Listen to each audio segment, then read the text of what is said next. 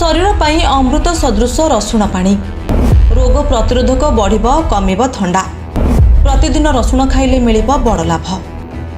आयुर्वेद रे रसुण को एक शक्तिशाली औषध भाव में विवेचना करा जाए एवं सकाळे खाली पेटरे पानी सहित मिसाई पीले यह शरीर ପାଇଁ अमृत ठारू कम नुहे।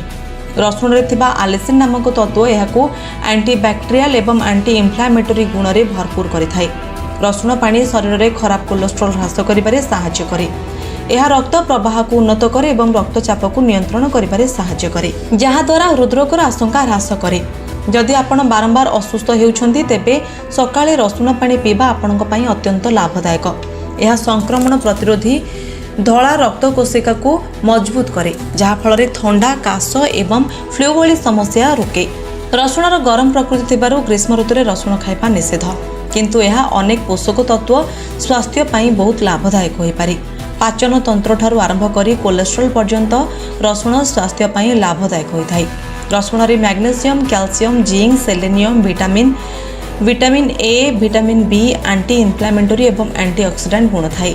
रसुण रे एलिसिन यौगिक मिलता है, जहाँ स्वास्थ्य पई लाभदायक होई पारे। यूरिक एसिड समस्या मुक्ति पाइबा पई आपण रसुण सेवन करि परिबे। रसुण खाइबा द्वारा शरीर रे प्यूरिनर स्तर कमी पारे, जहाँ द्वारा यूरिक एसिड ह्रास पाई पारे। यूरिक एसिड रोगी माने प्रतिदिन 2टी रसुण खाई परिबे। कोलेस्ट्रॉल ह्रास करिथाय।